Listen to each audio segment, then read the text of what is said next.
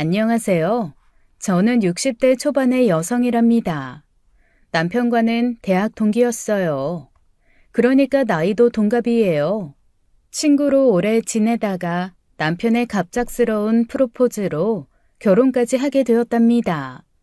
남편과의 사이에 딸 둘과 아들 하나를 두었는데 최근에 막내딸까지 결혼을 시켰어요. 그렇게 해서 아이들 셋을 모두 출가시켰죠. 저는 전업주부는 아니고요. 작지만 서울에서 골동품 가게를 오래 운영하고 있답니다. 남편은 남편대로 자기 사업을 하고 있어요. 수도꼭지를 생산해서 주로 동남아나 중국으로 수출하는 일을 하는 회사죠. 따라서 남편은 동남아나 중국 쪽으로 출장을 가는 일이 잦았어요. 남편의 사업도 잘 되었고 제가 하는 가게도 그럭저럭 잘 운영되고 있었죠. 그러던 어느 날 남편이 또 동남아로 출장을 간다고 하더라고요. 자주 있는 일이라 출장 가방을 챙겨주면서 잘 다녀오라고 했죠. 그런데 그날 바로 좀 이상한 일이 생겼답니다. 그날따라 좀 먼 곳에 있는 한 식당이 갈비탕을 맛있게 한다는 말을 들었어요. 그래서 그날은 점심을 먹으러 좀 멀리 가게 되었죠. 그런데 거기서 정말 의외의 인물을 만나게 된 곳이었어요. 그 사람은 다름 아닌 남편 회사의 부장이었답니다. 참 이상했어요. 서경호 부장이라고, 이 사람은 남편의 오른팔이라고 해도 과언이 아닌 사람이죠. 남편과 서 부장이 해외 업무를 거의 맡아서 하기 때문에 남편이 출장 갈 때마다 이 사람은 꼭 데리고 갔거든요. 그런데 남편이 이번엔 혼자 간 것이었어요. 어머나, 서 부장님, 어떻게 한국에 계세요? 그이 출장 가는데 안 따라가셨어요? 네, 이번에 그렇게 됐습니다. 저는 여기서, 처리해야 할 남은 일이 있어서요. 그래서 사장님하고 같이 못 가고 여기 남았습니다. 예외 없이 같이 데리고 출장을 다니던 부장을 안 데리고 가다니 좀 이상했어요. 그리고 부장의 말투에서 뭔가 자연스럽지 않은 것을 느꼈죠. 그저 제 느낌이었을까요? 서 부장이 뭔가 제게 숨기고 있다는 느낌을 강하게 받았답니다. 이상한 느낌이 뇌리를 타고 흘렀어요. 그래서 바로 남편에게 전화를 걸어보았어요. 서 부장을 만난 것을 얘기하지 않고 남편을 떠보았답니다. 나야, 일은 잘 되고 있어? 어젯밤 꿈에 당신이 보이기에 궁금해서 걸어본 거야. 여보, 참, 서 부장 이번에도 같이 갔지? 서 부장까지 같이 꿈에 보이더라니까. 나도 이제 늙었나 봐. 꿈이 늘어난다는 건 잠을 잘 못 자는 거라던데. 서 부장. 지금 저기 현지 거래처에서 미팅 때문에 회의 중이야. 그렇잖아도 당신 안부를 궁금해하는데 이 회의 중이라 바꿀 수가 없네. 귀국해서 서 부장 내외 우리 집에 한번 부르자고. 이 친구 우리 회사를 위해 일 많이 하는 사람이잖아. 부부 동반으로 불러서 맛있는 저녁이라도 먹여줍시다. 남편의 말은 당연히 새빨간 거짓말이었죠. 조금 전에 제가 만난 서 부장이 현지에서 회의를 하고 있다니요. 그러니까 남편은 뭔가 제가 알아서는 안 될 일을 벌이고 있다는 뜻이 되겠죠. 그런 일이 과연 뭘까요? 서 부장의 말이 자연스럽지 않은 것과도 연결이 되어 있는 것이겠고요. 함께 식사를 하던 우리 가게 직원들도 이런 분위기를 눈치채고 어색해 하더라고요. 그중 우리 가게에서 제일 오래된 직원이 하나 있었어요. 저보다는 서너 살 아래인 아줌마 직원이었죠. 사장님이 이번엔 혼자 출장을 가신 것 같은데 중년 남자가 혼자서 동남아 여행 다니면 대부분 그곳에서 유흥을 즐긴다고 하대요. 드릴 말씀은 아니지만 혹시 사장님이 외도나 도박하시는 건 아닌가 걱정되네요. 같이 있던 직원들에게도 민망했고 무엇보다 남편이 저를 속이고 있다는 사실에 머리끝까지 화가 치밀었답니다. 서 부장이 그렇게 말을 더듬을 만큼 이 인간이 해외에서 벌일 일이 뭐가 있겠어요. 직원 말대로 도박 아니면 여자 문제겠죠. 남편이 돌아올 때까지 며칠을 뒤척이며 잠을 이루지 못했답니다. 아무래도 여자 문제 쪽으로 자꾸 상상이 되기 시작하는 거예요. 사업하는 사람이 도박에 빠졌다면 회사 재정 등에 변화가 있는 경우가 보통인데 회사에 재정 문제가 있다는 얘기는 들어본 적이 없었고 집에 갖다 주는 생활비도 여느 때와 같았답니다. 그러니 남은 게 뭐가 있겠어요. 바로 여자 사고를 치고 다니는 거겠죠. 60이 넘은 나이에 여자 사고라니 남의 일인 줄만 알았던 일이 저한테 벌어지고 있는 것이었어요. 몇 년 같은 며칠이 지나고 남편이 귀국했죠. 서 부장은 집으로 바로 갔지? 너무 피곤하지만 않으면 집에서 저녁 먹고 가라고 전화할까 했었는데. 바로 갔지. 안 사람이 집에서 기다리잖아. 너무 출장을 많이 다니니까 안 사람이 불만이 많은 모양이더라고. 남편은 이번엔 더듬거나 어색한 기색도 없이 거짓말을 유창하게 해대더군요. 이 인간이 정말? 이 인간아, 어디다 거짓말이야? 서 부장이 출장을 같이 갔었다고? 나하고 며칠 전에 어떤 식당에서 딱 마주쳤어. 도대체 왜 거짓말을 한 거야? 거기서 도대체 뭘 했기에 거짓말을 하느냔 말이야. 아이, 무슨 짓을 했냐니? 거래처 사람 만나고 회의하고 정신없이 바빴지. 이 여자가 남편이 돈 잘 벌어다 주니까 할 일이 없어서 남편 의심이 나는 모양인데 말이야. 여자들이란 아무튼 사는데 고생을 좀 해야 쓸데없는 생각도 안 한다니까. 남편은 뻔뻔스럽게 이렇게 대꾸하는 것이었어요. 나도 나가서 일하는 사람이야. 할 일이 없다니 그걸 지금 말이라고 하는 거야? 내가 헛짓을 했다는 증거라도 있어? 증거가 있으면 대보라고.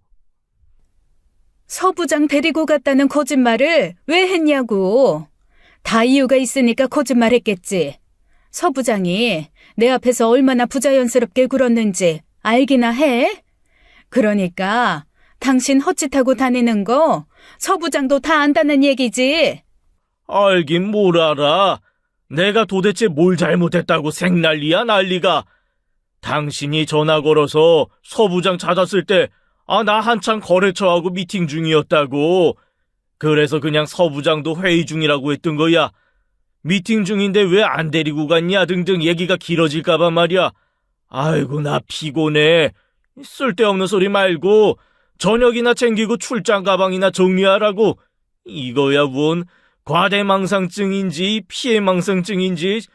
당신 정신과 병원이나 가보는 게 어때? 그 나이쯤 되면 여자들이 무료해서라도 의부증 생긴다고 하던데 당신이 딱 그 짝이구만. 남편은 입에 침도 안 바르고 거짓말을 술술 해대더군요. 거기다 적반하장도 유분수지 저를 오히려 정신병자로 몰아붙이는 것이었어요. 다음 순간 저는 테이블에 있던 물잔을 들어서 남편의 얼굴에 확 끼얹어 주었답니다. 이게 무슨 짓이야? 이 여자가 정말 보자 하니까 말이야. 남편의 꼴이 물에 젖은 생쥐꼴이 되었죠. 남편이 저를 칠 듯이 화를 냈지만 저는 내친 김에 있는 힘을 다해서 남편의 뺨을 후려 갈겼어요. 헛짓거리 하고 다니는 사람이 멀쩡한 사람더러 정신병자라고? 아무래도 당신 밖에도 여자 하나 만들어 놓은 게 분명한데 그 나이에 창피하지도 않은 모양이지? 애들 보기 민망하지도 않어? 나 이 얘기 애들한테 다 털어놓고 의논할 생각이니까 그리 하려고. 애들한테 털어놓겠다는 이야기에 남편이 움찔하는 것 같더라고요. 털어놓긴 뭘 털어놓겠다는 거야. 애들한테 한마디만 해봐. 그때부터 우리 끝장이니까. 애들이 무섭긴 한 모양이지. 애들 보기에 무서운 짓이 뭐가 있겠어. 뻔히 여자 문제겠지. 끝장이라고? 끝장을 내도 내가 내야지. 끝장나면 겁낼 사람은 바로 당신이야. 내가 그냥 곱게 물러날 거라는 생각은 하지도 마. 소송이 있는 대로 크게 벌여서 받아낼 거 다 받아내고 끝장낼 테니까. 그러고는 남편의 남은 쪽 뺨도 힘껏 후려 갈겨버렸죠. 그리고 출장 가방을 털어서 그 안에 물건을 우르르 쏟아 거실에 흩어버렸어요. 이 여자가 아주 미쳤구만. 아주 끝까지 돌았어. 손주 볼 나이에 바람이나 피우고 다니는 사람이 미친 거겠지. 멀쩡한 사람 정신병자라고 하는 것도 미친 사람이 하는 짓이고, 자기가 정상이 아니니까 다른 사람도 다 정상이 아닌 걸로 보이는 모양이네. 제가 이런 식으로 끝까지 따지고 드니까 남편이 아예 집 밖으로 나가버리더군요. 그런 남편의 등 뒤에다 가볍지도 않은 출장용 캐리어를 힘껏 던져버렸어요. 갑자기 일격을 당한 남편이 휘청하며 현관에서 넘어졌죠. 물을 맞아서 생쥐꼴에 양쪽 뺨에는 손자국이 선명했죠. 거기다 하도 술을 좋아해서 배는 불쑥 나온 남편이 넘어져서 허우적거리는 꼴이 아주 가관이더군요. 그런 남편에게 저는 출장 가방에서 쏟아져 나온 것들을 정신을 차릴 수 없도록 다 던져버렸습니다. 제 발로 그냥 걸어나가려던 남편이 이제는 도망쳐야 하는 상황이 되었죠. 헐레벌떡 현관에서 엘리베이터 쪽으로 도망을 치더군요. 그렇게 남편이 눈앞에서 사라져 버린 후에 저는 소파에 털썩 주저앉아서 그만 눈물을 흘리고 말았습니다. 이런 일을 어떻게 상상이나 했겠어요. 아무 문제 없이 잘 지킨 집안이었답니다. 남편에게 여자가 있다면 엊그제 만난 사이는 아닐 거라는 생각이 들더군요. 그러니까 어느 정도의 기간 동안 저를 속여왔다는 얘기가 되잖아요. 그 분한 마음이 가라앉지를 않더군요. 하지만 저는 마음을 가라앉히고 이성적으로 일을 해결해 보려고 노력했어요. 일단은 사건의 내막을 자세히 알아야겠다는 생각이었답니다. 서 부장의 전화번호는 저도 알고 있었어요. 식당에서 마주쳤을 때 보여준 서 부장의 태도로 보아 서 부장은 분명히 뭔가 알고 있는 것 같았기 때문이었어요. 나 사장님 안사람이에요, 서 부장님. 우리 집 양반이 이번에 왜 혼자서 동남아일 갔는지 서 부장님은 잘 알고 있죠? 내가 서 부장님을 만난 다음에 바로 우리 집 양반한테 전화 걸어서 서 부장님 안부를 물었어요. 그런데 같이 가지도 않은 서 부장님이 거래처하고 미팅 중이라고 하더군요. 서 부장님, 이건 중대한 문제예요. 서 부장님이 모를 거라고 생각했다면 내가 민망해서라도 이런 얘기 털어놓지도 않았을 거예요. 하지만 서 부장님은 분명히 뭔가 알고 있어요. 그 얘기를 좀 해주셔야겠어요. 사모님, 저는 아무 말씀도 못 드립니다. 사장님은 제가 사회 초년생일 때부터 모셔온 분이에요. 그런 분의 사생활에 대해서 제가 사모님께 무슨 말씀을 드릴 수 있겠어요. 죄송합니다, 사모님. 여기까지만 들어도 대충 감이 잡히지 않나요? 결국 이번 여행이 공적인 일이 아니라 사생활 때문에 간 거라는 걸 서 부장이 자기도 모르게 실토한 거잖아요. 네, 잘 알았어요, 서 부장님. 분명히 동남아에 회사 일로 간 게 아니라 사생활 때문에 갔군요. 서 부장님이 저한테 이런 얘기를 했다는 건 그 양반한텐 비밀로 해드리죠. 제가 알아서 캐볼 테니까 서 부장님은 이제 더 이상 말씀 안 하셔도 되겠네요. 이렇게 서 부장과의 통화를 끝내고 저는 곰곰 생각을 하다가 이런 비슷한 일을 겪은 친구에게 전화를 걸어 믿을 만한 흥신소를 한 군데 소개받았어요. 그리고 남편이 하고 다니는 짓에 대해서 자세히 알기 위해서 그 흥신소에 일을 의뢰했죠. 그런데 남편의 헛짓거리를 제대로 파고들기도 전에 집안에 슬픈 일이 닥쳤답니다. 몇 년 전에 갑상선암 수술을 하신 후 건강이 좋지 않으셨던 시어머니가 돌아가시고 만 것이었어요. 시어머니는 평상시에 저를 며느리가 아니라 딸처럼 대해주시던 분이었답니다. 시아버지는 우리 애들이 어릴 때 이미 돌아가셨고요. 친정 어머니만큼 아니 그보다 더 살가우셨던 시어머니의 죽음 앞에 저는 그만 오열하고 말았어요. 어머니, 어머니, 저랑 형님들은 어떻게 하라고 이렇게 벌써 떠나세요. 아휴, 어머니, 어머니. 남편의 헛짓거리에 대한 서름이 겹쳐서 어머님 빈소에서 저는 정말 많이 울었답니다. 세상이 무너진 것 같은 슬픔 속에서 장례를 치렀어요. 그런데 여기에 정말 기가 막힌 일이 덮치고 말았어요. 상주가 되어야 할 남편이 어머니가 돌아가셨는데도 나타나지 않는 것이었죠. 옳게, 이게 도대체 어떻게 된 거야? 경남이가 도대체 어딜 가서 어머니가 상을 당했는데도 안 나타나는 거야? 무슨 일이라도 있었어? 저는 당장이라도 남편의 헛짓거리에 대해서 시누이들에게 털어놓고 싶었지만 어머니 빈소에서 그럴 수 없었기에 일단은 꾹 참았어요. 상주가 나타나질 않는데 어떻게 장례를 제대로 치르겠어? 어떻게든지 찾아서 상을 치르게 해야지. 시누이들이 남편의 핸드폰으로 수십 통 전화를 했답니다. 문자도 수없이 넣었어요. 전화는 받지도 않았고 문자도 그냥 먹어버리고 말더군요. 사정이 어떻게 된 건지 시누이들이 알리는 없지만 어머니의 장례에도 나타나지 않은 하나밖에 없는 남동생 때문에 시누이들의 분노도 극에 달했답니다. 그런데 그렇게 찾아도 나타나지 않던 남편이 장례 마지막 날에 나타났더군요. 네가 사람이냐? 그렇게 전화를 하고 문자를 보내서 어머니 부고를 알렸는데 다 무시하고 마지막 날 나타나? 왜? 다 끝나고 나타나지 그랬니? 그래도 낯짝 있다고 마지막 날에 논 거니? 날더러 돌았다 어쨌다 하더니 당신 정말 정신이 어떻게 된 거 아니야? 세상에 자기 어머니가 돌아가셨다는데도 안 나타나더니 폐륜이 별건 줄 알아? 바로 이런 게 폐륜이라고. 저의 이 말에 시누이 둘이 남편과 저 사이에 무슨 문제가 있었다는 것을 눈치챘던 모양이더라고요. 무슨 일이 있었어 옳게?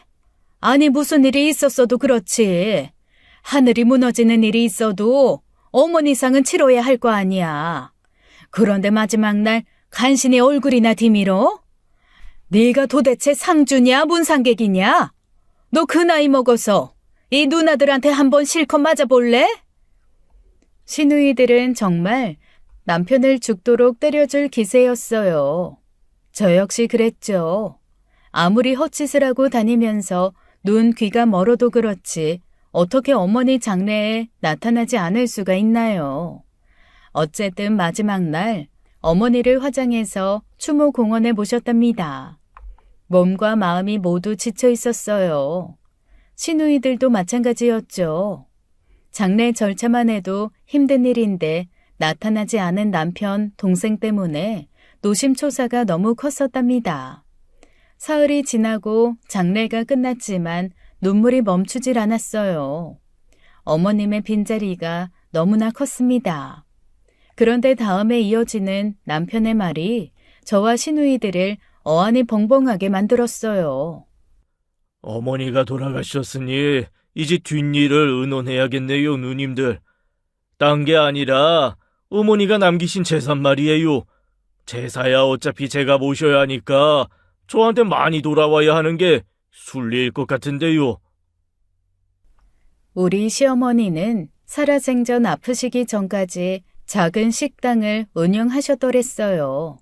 제가 시집 왔을 때만 해도 시집의 경제적 사정은 넉넉치 않았죠. 하지만 어머님과 아버님은 성실하셨어요. 그 작은 식당에서 나오는 수입으로 3남매를 모두 대학 교육을 시키셨답니다. 그때만 해도 딸은 대학에 보내지 않는 집도 꽤 있었어요. 하지만 우리 시누이들은 그런 차별을 받지 않고 공부를 할 수 있었죠. 3남매를 교육시키면서도 당신들 잡술 거 못 잡숫고 입을 거 안 입으시면서 모아놓으신 재산이 꽤 되었습니다. 알부자 소리를 듣는 분이셨어요. 우리 시어머님은. 네가 정말이지 사람이기를 포기한 게로구나. 어머니 추모공원에 모시고 온 지 몇 시간이나 지났다고. 벌써 유산 분배에 대한 얘기야? 그것도 장례 때 나타나지도 않고 마지막 날 간신히 나타나서는. 장례도 제대로 안 치른 놈이 제사는 제대로 모실 생각이냐? 너한테 어머니 제사 안 맡길 거야. 엄마가 행여나 네 제사밥 즐겨 받아 드시겠다. 장례에도 간신히 참석한 아들놈 제사상을 말이다. 그럴 만한 중요한 일이 있었으니까 그랬죠. 아무튼 제가 얘기한 문제 빨리 의논하는 게 좋을 것 같아요. 다음 순간 큰 시누이가 남편의 정강이를 힘껏 차버리더군요. 저는 속으로 쾌재를 불렀어요. 저한테 맞고 누나한테 맞고 요즘 남편이 아주 순한이었어요. 나 너 같은 패류나 동생 돈 적 없다. 뭐 어머니 재산이 어쩌고 저쩌? 네가 이렇게 뻔뻔스러운 녀석인진 이제 알았구나. 도대체 무슨 짓을 하고 다니는 거냐? 옳게가 섭섭하긴 하겠지만 우리 이놈한테 어머니 재산 최소한만 가게 하거나 안 줄 수 있다면 안 주는 방향으로 생각할 거야. 그러니 옳게가 섭섭해도 좀 참아야겠네. 저 안 섭섭해요, 형님. 그 재산 형님들이 맡아서 관리해 주세요. 그리고 재산은 이 사람이 지내건 말건 제가 알아서 잘 모실게요. 그 문제에 대해서는 걱정 마세요. 지금은 법이 바뀌었다지만 말이에요. 원래 제사 모시는 외아들이나 장남한테 유산이 많이 가도록 되어 있었다고요. 그런 법을 왜 바꿨나 모르겠네. 사실 제사 모실 사람한테 더 줘야 되는 거 아니유? 저러다가 작은 누나한테 한 대 더 맞지 싶더군요. 당신 이러는 거 아니지. 어머니가 돌아가셨으니 물론 유산 분배 얘기가 안 나올 수가 없겠지. 그렇지만 바로 오늘 추모공원에 모셔드렸어. 그런데 외아들이라는 사람이 눈물도 마르기 전에 유산 분배 얘기부터 꺼내는 게 말이 된다고 생각해? 수십 년을 같이 살았지만 당신이 이런 사람인 줄 정말 몰랐어. 아무리 다른데 정신이 팔렸기로써니 어떻게 이럴 수가 있어? 아버님, 어머님이 지하에서 통곡을 하시겠네. 유산 문제야 어련히 형님들이 알아서 나중에 얘기하실 거고 어머니 모신 유골함에 온기도 아직 안 식었을 시간이야. 그런데 슬픈 기색 하나도 없이 돈 얘기부터 꺼내다니 형님 말씀대로 정말이지 당신 사람이기를 포기한 모양이네. 다른데 정신이 팔렸다니? 옳게 그게 무슨 소리야? 제 입에서 헛짓거리에 대한 얘기가 나오자 남편이 벌컥 화를 내더군요. 도대체 그게 무슨 헛소리야? 내가 어디다 정신을 팔았다는 거야? 누나들 앞에서 나를 모함해서 당신한테 돌아올 게 뭐냐고? 혹시 나 빼돌리고 누나들하고 당신하고 이 어머니 재산 다 차지하려는 거 아니겠지?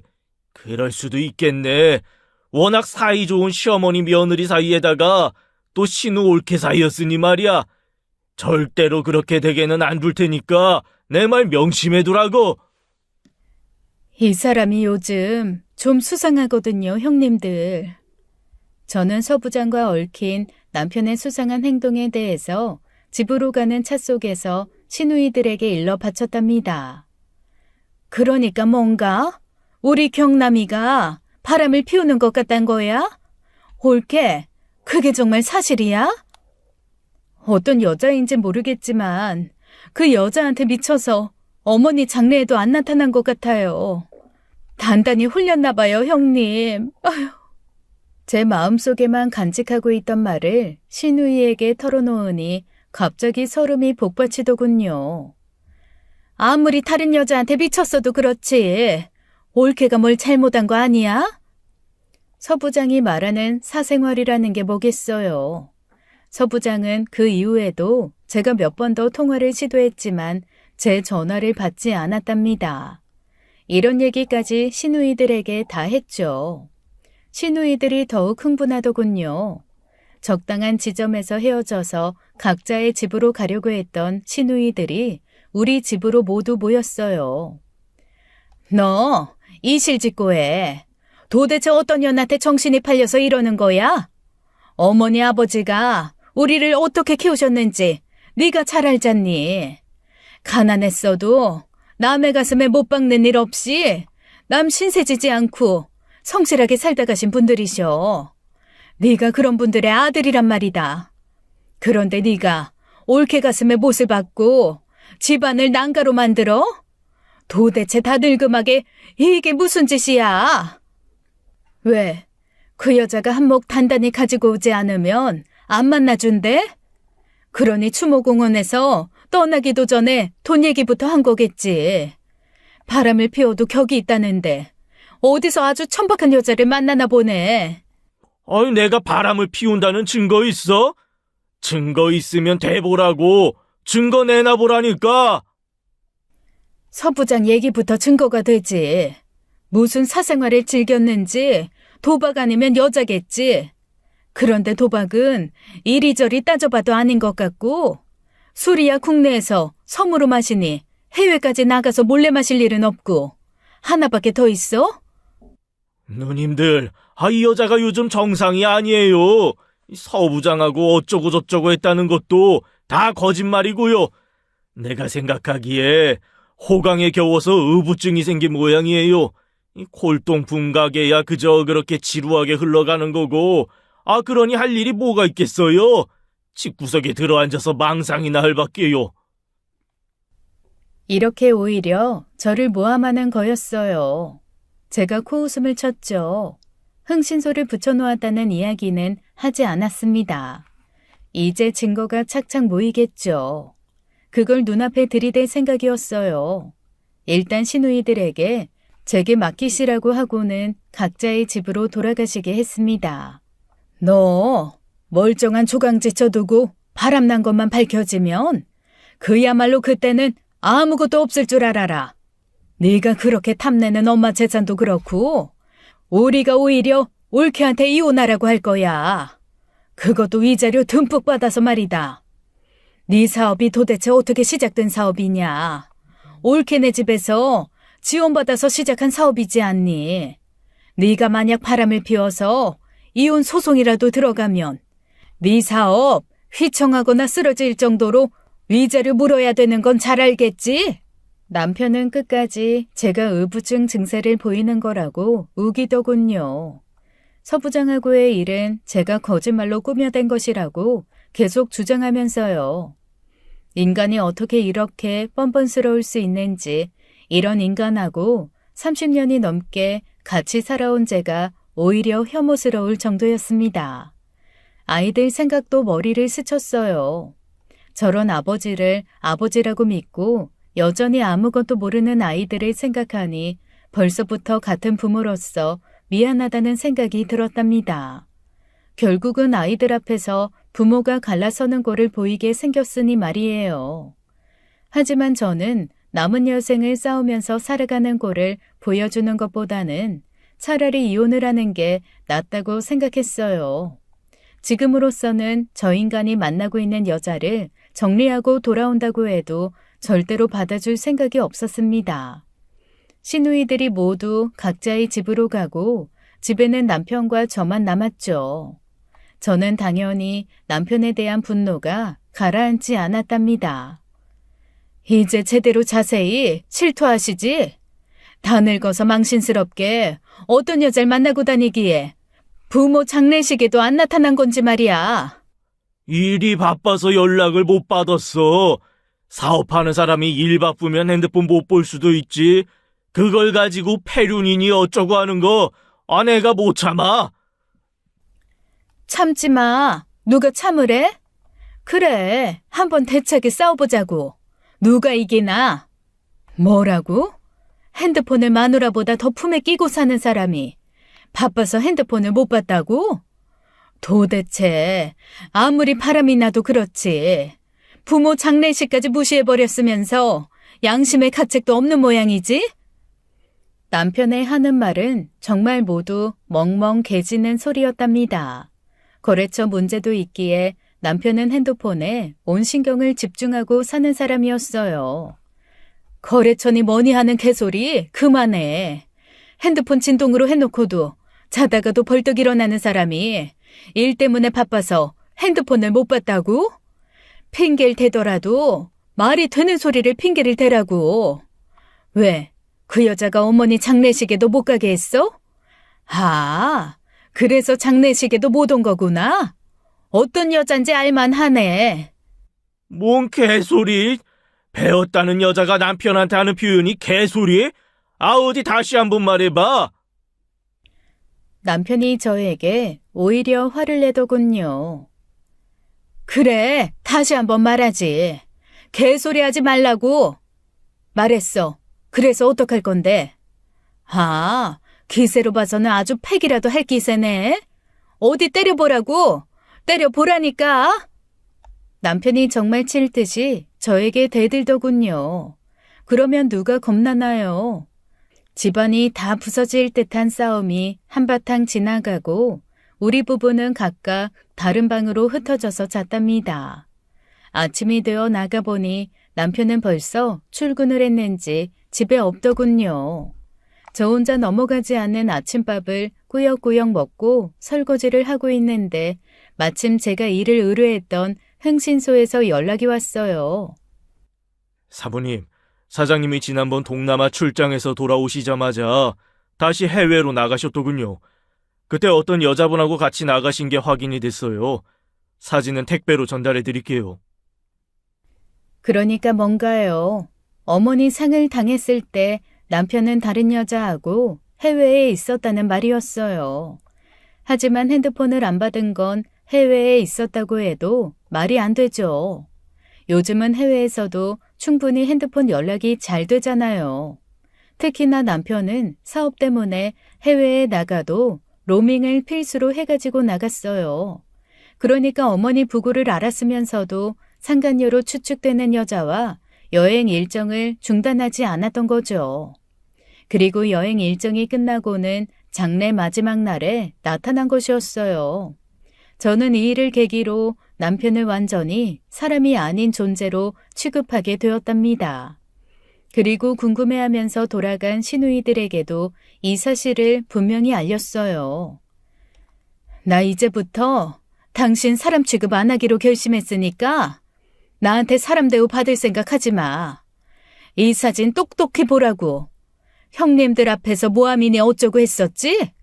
이걸 보고도 발뺌할 생각이야? 난 당신 같은 페류나하고는 더 이상 못 살아. 당장 이혼해.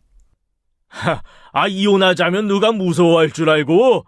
나 역시 당신하고 더 이상 살고 싶지 않거든.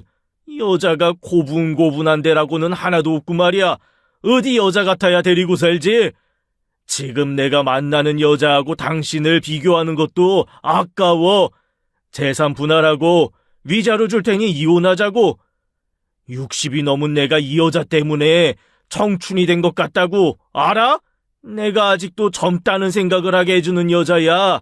이제야 내가 꿈꾸던 여자를 만난 거지. 아, 그러셔? 이제야 다른 여자 만난다는 걸 제대로 실토하시는구만. 재산 분할? 나 절대로 당신 같은 사람 잘 먹고 잘 사는 걸 못 봐줘. 재산 분할 한번 해보시지. 기여도에 따라서 재산 분할 액수가 달라질 텐데 말이야. 대부분 우리 친정재산 가지고 일군 사업 아니야? 재산 분할에 위자료에 합쳐서 사업 제대로 못할 정도로 받아가지고 나갈 테니 각오하고 있어. 당장 변호사 선임해서 일에 착수할 거니까. 오만정이 다 떨어진 저는 남편의 청춘이 어떻고 저떻고 하는 말에 화도 나지 않더군요. 며칠 후 주말에 시누이들을 우리 집으로 한번 오십사 했어요. 어머니 장례를 끝마치고 댁으로들 가실 때 궁금해 하셨던 일을 다 얘기해 드리겠다고요. 시누이들이 득달같이 집으로 달려오더군요. 형님들, 이 사진 보세요. 이 사람이 어머니 돌아가시기 직전에 이렇게 어떤 여자하고 해외로 나갔어요. 형님들이 아시다시피 이 사람 사업 때문에 핸드폰 손에서 놓는 사람 아니잖아요. 그러니까 이 여자하고 바람이 나서 그 여행 일정 다 채우고 마지막 날에나 나타난 거라니까요. 사진을 본 시누이들이 화가 머리끝까지 치미는 것 같더라고요. 어머니가 살아생전 외아들의 막둥이라고 널 어떻게 키웠는지 네가 더 잘알 거다. 그런데 네가 늙음하게 이런 사람 같지 않은 짓을 해? 너 어머니가 살아계셨으면 어떻게 하셨을 것 같니? 이어지는 남편의 대답은 정말 어이가 없었답니다. 어머니도 얌전한 새며느리 보시는 거죠. 아마 어머니도 크게 반대하지는 않으셨을 거예요. 올케가 우리 집에 와서 잘못한 게 도대체 뭐냐? 친정재산 가져다가 사업 일구게 했지. 너 소프트 잘했지. 아이들 셋 다 훌륭하게 키워서 출가시켰어. 이건 진심이다만 어디서 올케 같은 아내 얻기 쉽지 않을 거야. 그런데 네가 그런 조강지처를 버리고 그 나이에 바람이 나? 자고로 조강지처 버리면 3대가 재수없다는 말이 있어. 너 비 오는 날 특히 조심해라 이 녀석아. 벼락 맞아. 벼락이 있다면 바로 너한테 떨어지고 말고. 그래도 남편이 희죽거리며 반성하는 태도를 보이지 않자 작은 시누이가 먼저 덤벼들어서 남편의 머리채를 잡더라고요. 시누이 둘의 입에서 남편에게 쌍욕이 나오고 머리채 잡아 흔들고 그야말로 집안은 난장판이 되었답니다. 시누이들의 태도에 저는 그저 통쾌했고요. 내 나이 60이 넘어 만난 진정한 사랑을 찾아서 난 떠날 테니까 누님들하고 저 마누라하고 알아서들 잘해보시라고요. 절대로 마음 바꿀 생각 없으니까요. 너희 나쁜 놈! 네가 우리 집안 체면에 아주 먹칠을 하는구나. 네가 그러고도 앞으로 지금까지처럼 잘 살 수 있을 것 같아? 내가 장담하건대 너 절대로 그년하고 잘 못 살아. 여자 셋이 여기서 이를 갈고 있는데 그 재수가 붙어 있겠니? 너 나머지 인생에 벌써 온 붙었어 이놈아. 그래, 네 마음대로 해봐라. 어디? 우리는 절대로 올케 편이라 이 집안 다 망한다고 해도 너한테 단 한 푼이라도 더 뺏어다가 올케 줄 테니까 그리 알고. 진정한 사랑? 그렇게 진정한 사랑이면 같이 밥을 굶어도 행복하겠구나. 같이 손가락 빨면서 남은 여생 즐기도록 해라. 사랑만 배 터지게 먹고 어디 잘 사는지 두고 보자꾸나. 제가 하고 싶은 얘기를 형님들이 다 해주고 있었어요. 속이 다 시원하더군요. 마지막으로 제가 쐐기를 박았죠. 우리 친정에서 투자한 재산 최대한 가치 따져서 다 빼줄게. 그러고 나서 형님 말씀대로 그 여자하고 사랑이나 실컷 쳐드시면서 잘 살라고. 배 안 고프고 청춘으로 회춘하고 인생 편내. 어떻게 사는지 내가 눈 시퍼렇게 뜨고 잘 지켜봐 줄 테니까 아무쪼록 잘 사셔. 어? 그렇게 집안에 일대 난리가 벌어졌었답니다. 올케, 걱정하지 마. 우리는 절대로 올케 편이니까. 저 사람 같지도 않은 놈, 우리가 같이 응징해 줄 거야. 내 동생이라고 봐주는 일 없을 테니까 올케 마음 진정하고 같이 대처하자고. 고마워요, 형님들. 어머님이 이걸 하시면 얼마나 슬퍼하실지 생각하니 가슴이 미어져요. 요즘 들어 어머님 안 계신 자리가 이렇게 클 수가 없어요. 형님들이 계셔서 제가 기운을 내게 되네요. 어머님이 아들 배움 받지 못해서 섭섭하신 것까지 제가 다 갚아줄 거예요. 그래야지. 우리는 저런 동생 둔 적 없네. 올케가 어떻게 하든지 우리는 절대적으로 올케 도와줄 테니까 기운 내라고. 하늘에 계신 아버지 어머니도 아마 같은 생각이실 거야. 그분들이 며느리 잘 봤다고 생전에 올케를 얼마나 귀해하셨는지 잘 알잖아. 우리는 당연하고 부모님도 절대로 올케 편일 테니까 옳게 마음 단단히 먹어야 돼.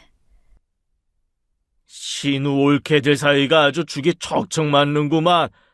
나는 내가 꿈꾸던 여자고 나머지 일생을 즐길 거고 얼마가 됐든 내 몫은 확실히 챙길 테니까 마음대로는 안 될 거요. 누님들, 그리고 당신, 그러니 잘들 해보시라고요. 시누이들한테 끄들려서 엉망이 된 머리를 정리하지도 않은 채로 남편이 휙 집에서 나가버렸죠. 시누이들이 어떤 경우든 제 편이 되어줄 거라고 다시 다짐을 하고 각자 집으로 돌아갔어요. 남편이 나가고 시누이들까지 돌아가고 휑휑한 정막이 집안에 가득 찼답니다. 귀에서 윙하는 이명이 들려오는 것도 같았어요.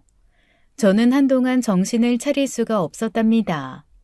우선 시누이들하고 남편의 몸싸움 와중에 흩어진 집안을 정리하고 남편의 물건을 칫솔 하나까지 모두 꺼내서 집안에 있는 캐리어들에 꽉꽉 눌러 담았죠.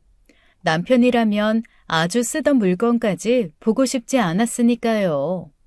그리고 그 캐리어들을 현관 앞에 쭉 내놓았습니다. 언제든지 와서 가지고 가라고요. 화가 머리끝까지 치민 제가 이런 일들을 단숨에 해치우고 나서 이제 어느 정도 정신이 들었어요. 소파에 몸을 풀썩 눕히고 생각에 잠겼답니다. 어쩌다가 제가 이렇게까지 되었는지 알 수가 없었어요. 그냥 눈물이 나오는 대로 펑펑 울어버렸죠. 누가 볼 사람도 들을 사람도 없으니 참지 않고 울고 싶은 것 다 울었답니다. 그러고 나니 속이 좀 시원해지는 것 같더군요. 그래요. 정신 바짝 차려야죠. 이를 악물었습니다. 아들의 배웅도 제대로 못 받고 떠나가신 시어머니, 그 어머님을 생각해서라도 정말 인정사정 없이 복수를 해주어야 한다고 다짐했어요. 그러다가 남편과 시누이들에게 증거라고 보여준 사진을 주어서 한동안 쳐다보았답니다. 그러다가 저는 퍼뜩 정신이 들었어요. 가만히 있자. 누구더라? 사진 속의 여자가 낯설지 않았어요. 하지만 누구더라 소리만 나올 뿐 누군지 확실히 기억이 나지 않았답니다. 하지만 제가 아는 여자인 것만은 틀림없었어요. 그렇게 그 사진을 보면서 누구더라를 반복하다가 잠이 들어버렸어요. 확실히 제가 아는 여자였습니다. 이미 말씀드렸듯이 저는 작은 골동품 가게를 운영하고 있어요. 그런데 인근 상가들 가게 사장들 사이에서 유명한 여자가 있었죠. 나이는 60대 가까이 됐을 거라는데 생긴 게 반반하고 상당히 동안인 여자였어요. 왜 유명하냐고요? 아마 인근의 가게마다 이 여자가 안 돌아다니는 가게가 없을 겁니다. 어머나, 안녕하세요, 사장님. 물건 괜찮은 거 들어온 게 있나 해서 왔어요. 사실 제 조카를 결혼시키는데 말이죠. 저희 집안 수준대로 하려니까 그런 가게를 제대로 찾을 수가 있어야 말이죠. 이런 말씀 드리기 좀 쑥스럽긴 하지만 저희 집안에서 조선시대의 왕비가 4분이나 나오셨답니다. 다른 조상님들도 큰 벼슬들을 하셨고요. 그러다 보니 조카도 비슷한 집안 아가씨하고 결혼을 하거든요. 뭐 하나 소홀히 할 수가 없어서 이 동네에서 웬만한 건 다 해결하려고 해요. 물건 좀 자세히 볼 수 있을까요? 이 동네에 나타나 처음부터 이렇게 자신을 소개하면서 이 가게 저 가게에 다니면서 물건을 많이 구입할 것 같이 행동하는 여자였어요. 처음에야 당연히 인근 가게의 사장들이 봉잡았다 생각했죠. 저도 처음엔 그렇게 생각했답니다. 어서 오세요. 특별히 찾으시는 물건이라도 있으신가요? 조선시대에 만들어진 폐물함 찾고 있거든요. 조선시대 궁궐에서 사용하던 거 말이에요. 뭐 정말로 궁궐에서 사용하던 거라면 좋겠지만 정이 안 된다면 모양이라도 비슷하고 고급스럽게 만든 거여야 돼요. 친척 아이가 결혼을 하는데 폐물 담아 보낼 것이 필요해서요. 비용은 얼마가 들어도 좋으니까 꼭 좀 구해주세요. 아마 우리 가게에 처음 이 여자가 나타난 때였을 거예요. 저는 그래서 최대한 비슷한 물건을 구해보겠노라고 했죠. 어찌어찌해서 비슷한 물건을 구할 수 있었답니다. 다음에 찾아온 그 여자에게 물건을 내보였어요. 아유, 이건 너무 초라하네요. 제가 돈이 없는 것도 아니고 돈은 아무리 들어도 상관없다니까요. 더 화려하고 기품 있는 걸로 좀 구해주세요. 이거 가지고는 사돈집 사람들한테 망신이나 사요. 이 이상 고급스러운 건 찾기가 쉽지 않을 텐데요. 이것도 어렵게 구한 물건이고 구매 의사가 확실하신지 어떤지 몰라서 지인을 통해서 빌려온 물건이랍니다. 구매 의사만 확실하시다면 이 물건으로 하세요. 어디다 내놔도 기품 있는 물건이고 이런 무늬가 있는 건 저희 상인들 사이에서도 최고급으로 쳐요. 아, 그래요? 다들 눈이 좀 낮으신가 봐요. 저는 좀 더 우아하고 화려한 걸 찾아서요. 그럼 좀 더 돌아다니다가 올게요. 이런 식으로 처음에 저와 안면을 트게 된 여자였어요. 그런데 이 여자가 다른 가게들에서도 여러 가지 물건들을 찾는 것 같았죠. 머리맡에 둘 서랍장을 찾는데 적어도 옛날 양반집에서 사용했던 것 같은 화려한 자개장을 찾는다네요. 그 정도 크기의 자개로 더 덮으려면 아마도 1,000만 원 가까이는 될 거예요. 우리 집에 와서도 패물함을 찾던데 돈이 많은 여자인가 봐요. 듣자 하니 다른 가게들에도 이리저리 많이 들러보았던 모양이더라고요. 우리 집에도 왔었죠. 집안 자랑을 어찌나 길게 늘어놓던지 나중에는 지루해서 혼났다니까요. 왕비가 4명이 나왔고 영의정 벼슬을 하신 분이 몇 명이고 하더라니까요. 그리고 강남에 있는 펜트하우스에서 혼자 산대요. 반려견 한 마리하고만 사는데 집이 넓어서 집에서 길을 잃을 정도래요. 이 인물만 봐서는 귀티나고 돈복 있어 보이는 얼굴이던데요. 부모 잘 만나서 재산 꽤나 물려받은 유한 마담인가 보죠 뭐. 이렇게 이 여자가 여기저기 돌아다니면서 이런 식으로 자신을 소개하고 물건을 부탁하고 다녔다는 거예요. 그런데 말이죠. 이 여자가 이 동네 길을 돌아다닌 지가 이제 한참이 됐고 아무리 좋은 물건을 내보여도 싼 티가 난다는 둥 자기네 집안 격에는 맞지 않다는 둥 하면서 사지 않더라는 것이었죠. 그러면서도 계속 이 동네 가게들을 뒤지고 다니는 거였어요. 서서히 상인들 사이에서 이 여자가 정신이 좀 이상하다는 쪽으로 결론이 나고 있었답니다. 어느 가게건 들어갔다 하면 자기 집안 자랑부터 늘어놓고 자기가 사는 집에 대한 자랑부터 늘어놓는 것이었어요. 그리고는 비싼 물건을 부탁하는 거였어요. 샘플을 가져다 보여주거나 샘플 사진을 보여주었을 때 만족하는 일은 절대로 없었다죠 아마. 이런 일도 있었답니다. 제가 알레르기 증세가 좀 있어요. 진짜 유기로 만들어진 수저나 그릇에 음식을 담아야지 요즘 공장에서 대량으로 찍어낸 그릇이나 수저에 담으면 꼭 얼굴에 뭐가 나더라고요. 유기 그릇하고 수저 좀 구해봐 주세요. 아무리 좋은 물건을 가져다 줘도 모르는 걸 보니 안목도 형편없고 돈도 없을 거라는 얘기도 사장님들 사이에서 돌기 시작했어요. 저는 그래서 유기그릇의 수저는 구할 수 없다고 했어요. 유기그릇의 유기수저는 가품인 경우가 많아서요. 저희 상인들도 함부로 매입하질 않는답니다. 아마 찾기 어려우실 거예요. 정이 원하시면 안성에서 몇 대째 유기만 만드시는 장인은 소개해드릴 수 있어요. 그런데 가격이 상당할 거고 실도 많이 걸릴 겁니다. 그랬더니 이 여자가 갑자기 화가 난 투로 말을 하는 거였어요. 실이 많이 걸린다는 건 알겠는데 가격은 왜 사장님이 상관을 하세요? 비용은 걱정 없다니까요. 제가요, 강남 펜트하우스에서 혼자 살아요. 그 집에 한번 가보시면 아마 사장님들이 놀라실걸요? 전부 다 진품 골동품들로만 장식해 놓았다니까요.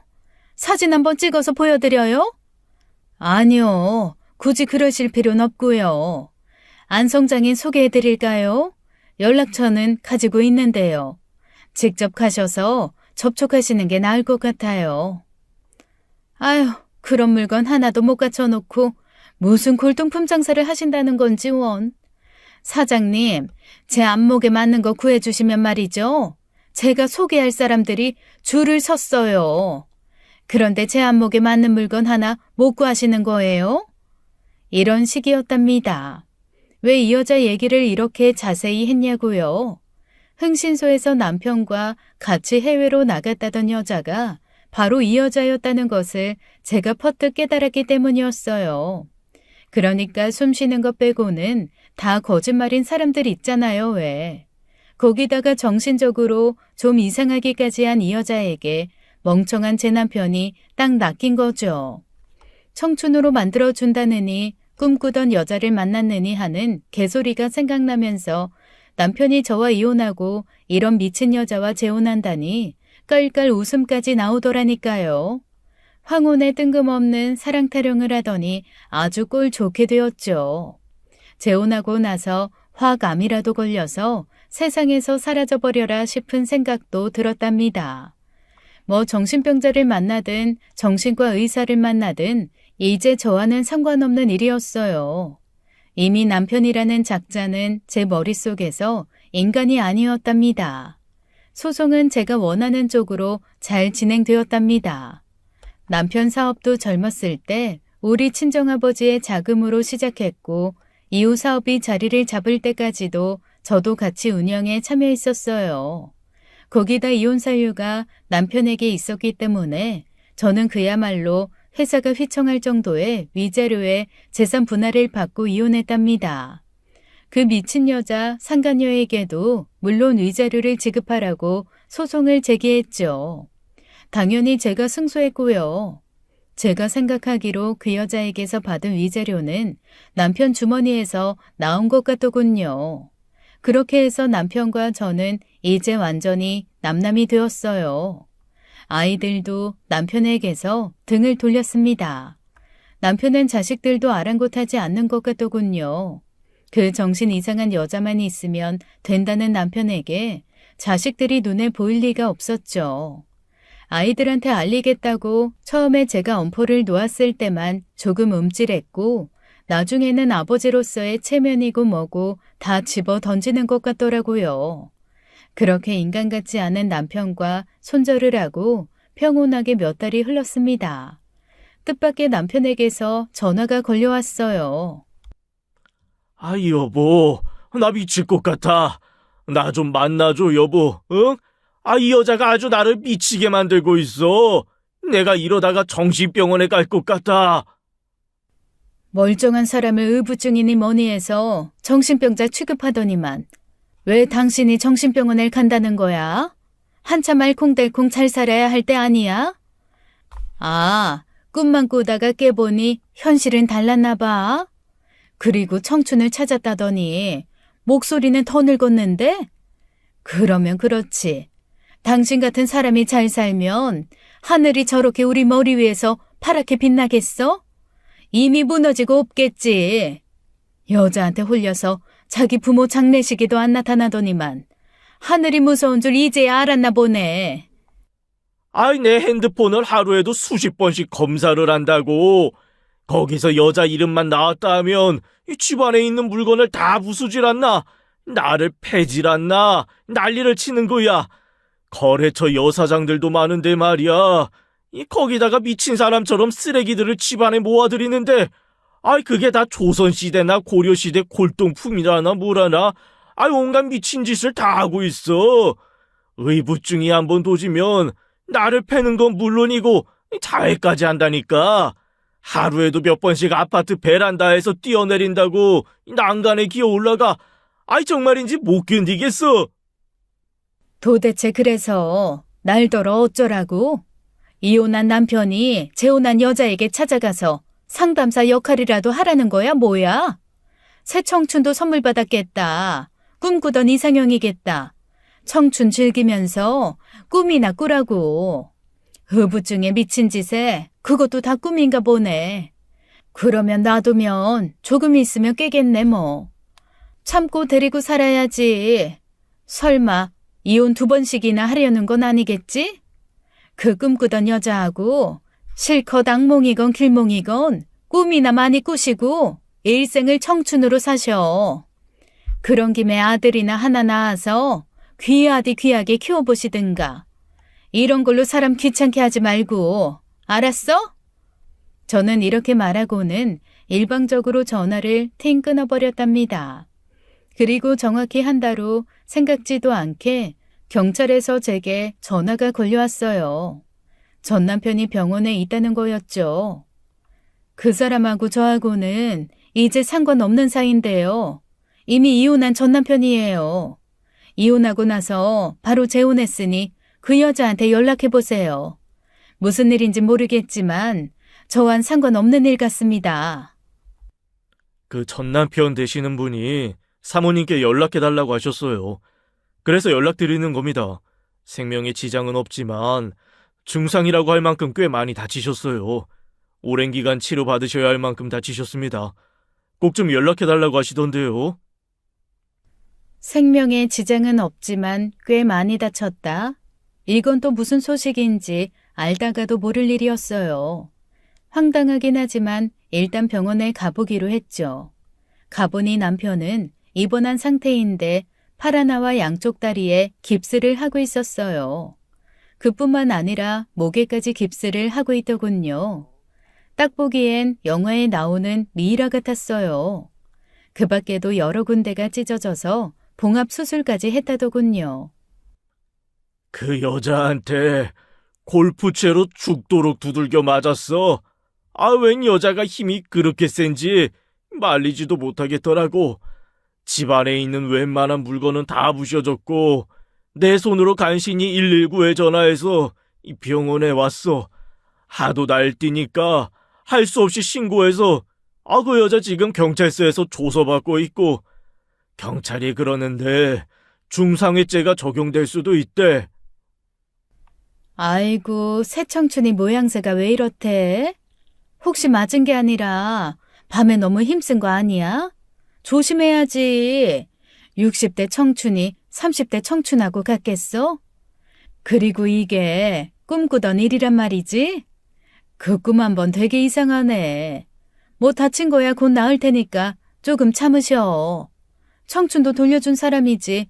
거기다 평생 이상형이지. 이 정도 아픈 건 참으셔야지. 나 당신이랑 어머니한테 잘못해서 천벌 받나 봐. 꿈에 어머니가 나타나셔서 우시더라고. 나 지금 정말 후회하고 있어, 여보. 내가 정말 잘못했어. 한 번만 용서해줘, 응? 아직도 꿈에서 덜 깼네. 헛소리를 중얼거리는 걸 보니 말이야. 그 여자하고 평생 늙지 말고 잘 사시라니까. 고분고분하지도 못하고 이상형도 아니고 청춘도 못 만들어준 내가 무슨 용서할 자격이나 있겠어. 아이고, 황송해서 어디 제가 용서하고 말고 할 게 있나요. 다 당신이 원하던 일이니 알아서 책임지고 나한테 다시는 연락하지 말길 바래. 그리고 그 미친 여자 절대로 사회에 방생해선 안 되지. 이 사람 저 사람한테 패나 끼치고 다닐 여자를 말이야. 그러니까 당신이 용서받는 길은 그 여자 절대로 다른 사람 못 만나게 밤낮으로 당신 얼굴만 보고 살게 하는 거라니까. 그게 바로 벌이야. 알겠어? 나 갈 테니까 다시는 이런 일로 찾지 마. 이렇게 일갈해주고는 병원을 나와버렸죠. 남편이 저를 불렀지만 돌아보지도 않았어요. 이런 걸 보고 바로 사필 규정이라고 하는 거겠죠. 중상을 입은 남편은 회사 일도 못 볼 정도로 오랜 기간 입원 치료를 받았답니다. 그리고 그 여자는 중상해죄로 정식으로 입건되어 구속되었대요. 지금은 재판을 기다리고 있는 중이라고 들었습니다. 남편이 여러 번 제게 전화를 걸더군요. 저는 받지 않았어요. 시누이들에게도 전화를 해서 용서해달라고 빌었다더군요. 하지만 시누이들도 남편에 대한 감정이 여전히 풀리지 않고 있었어요. 냉담하게 대응했다고 시누이들이 전화로 알려주더군요. 아이들한테까지 전화를 걸어서 병원으로 와달라고 했던가 봐요. 아이들도 차갑게 외면해 버렸답니다. 이제 완전히 혼자가 된 남편이 앞으로 어떻게 살아갈지 약간은 궁금하더군요. 하지만 뭐 이제는 저와 상관없는 일이니까요. 분할받은 재산과 위자료로 가게를 크게 넓혔답니다. 그 분야에 관한 한 좀 더 전문적인 상인으로 거듭나기 위해서 공부도 열심히 하고 있어요.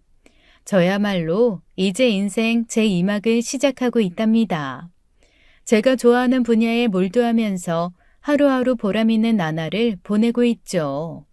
남편은 여전히 제게 전화를 걸어대고 있지만 저는 절대로 받지 않고 있어요. 여러분들도 제 인생에 2막을 응원해 주실 거죠?